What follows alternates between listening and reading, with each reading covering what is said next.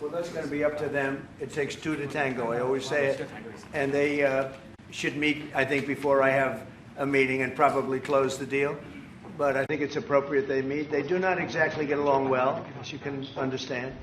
And I'm sure it's a meeting that perhaps he didn't like, but he wasn't happy about coming to the United States either. That was a big concession, and I appreciate the fact that he did. I thought this would be, in many ways, the easiest way. I have a very good relationship with Putin. I thought it would be the easiest one to stop, and it's really not.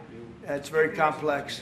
It's very personal from their standpoint. There's tremendous dislike personally between the two men, and we're going to have to straighten that out. But I would like to see them meet first. They'd like me to be there. I may be there. I may not. I'll see. But I wanted them to work out their differences first, because it is ultimately between them. And when that happens, I think we'll get an end. Maybe they meet, maybe they don't. How long are you willing to let this play out? And if they don't meet, will there be consequences, and how soon for Russia? Yeah, there could be very big consequences, but we'll see what happens. There might be very big consequences, because this is something that has to end. This war would have never taken place, and for 4 years it didn't take place. But if I were president, this war would have never taken place.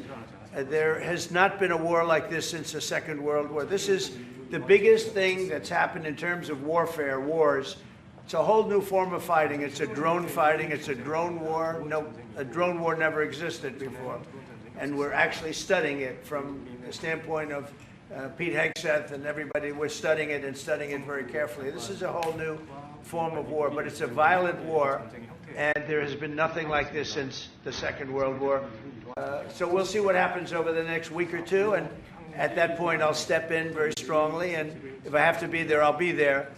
And we'll either have a deal or we won't. But a lot of people are dying, and I want to get us